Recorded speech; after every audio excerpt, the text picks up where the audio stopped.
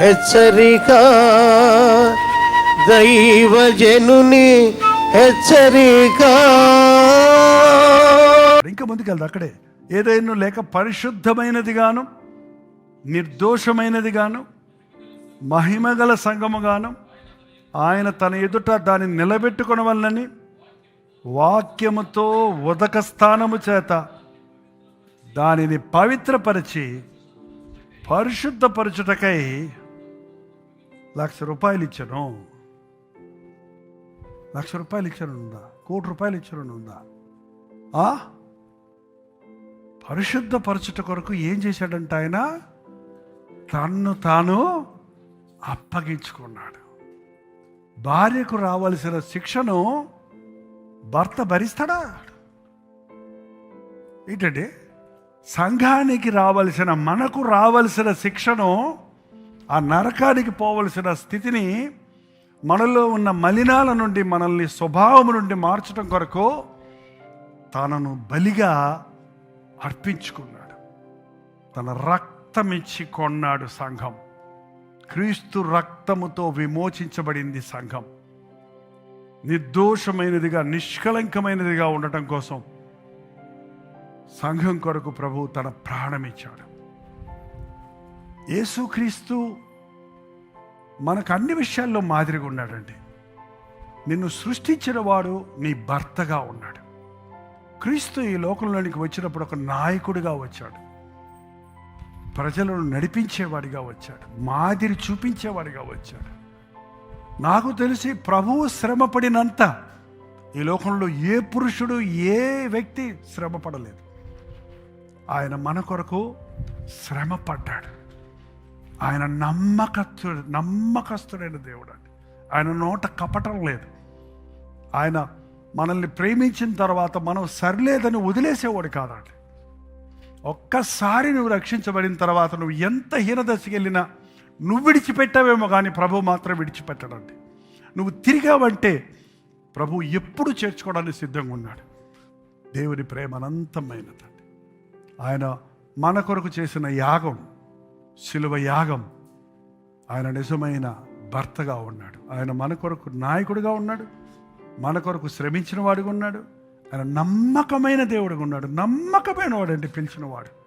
ఆయనంత నమ్మకస్తుడు ప్రపంచంలో మరి ఎవ్వడు ఉన్నాడండి. ఏ దేవుడు, ఏ నరుడు ఎవడు లేడిగా.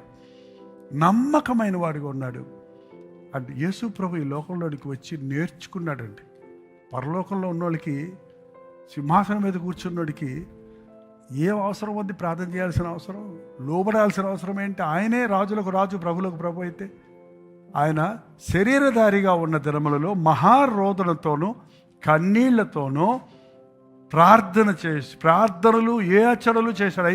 5:7 హెబ్రీ చదివండి ఒకసారి చివరిగా.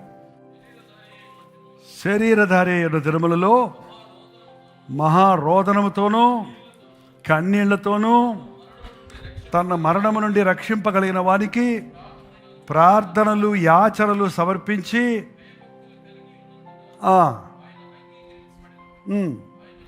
ఆయన కుమారుడై ఉండి తాను పొందిన శ్రమల వలన విధేయతను నేర్చుకున్నాడు. నీ బాధ, నా బాధను ఆయన తెలుసుకున్నాడు. ఆయన విధేయుడై మనం ఎలా విధేయులై ఉండాలనేది నేర్చుకున్నాడు. నేర్చుకోవాలి. కుటుంబం కట్టుకోవటం నేర్చుకోవాలి.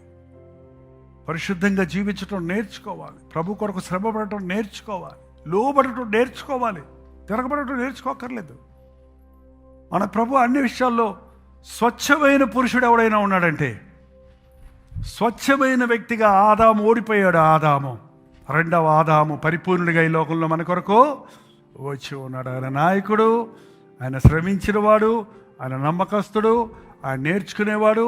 ఇంకా ప్రేమని గురించి చెప్పాల్సిన అవసరమే లేదుగా. ఆయన ప్రేమకు హద్దులు లేవు.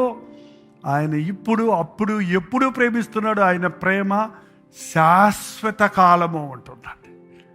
నాట్ ఏ సీజనల్ ప్రేమ, లోక సంబంధమైన ఆకర్షణలతో వచ్చింది కాదు. నిజమైన ప్రేమ, ఆరని ప్రేమ, ఆర్పని ప్రేమను కలిగిన వాడు. ఎవడైనా క్రీస్తులాగా ఉండాలంటే యేసును పోలే జీవిస్తే he will be the best husband. ప్రభువులాగా నీవు ఉంటే విశ్వాసంలో నీకు చెప్పక్కర్లేదు ఇంకేమీ. నీవు యోగ్యమైన భర్తగా ఉంటావు, ప్రయోజకుడమైన వ్యక్తిగా ఉంటావు, మంచి తండ్రిగా ఉంటావు, మంచి మాదిరిగా జీవించగలుగుతావు. ప్రార్థన. నీ క్షమకై వందనములయ్యా.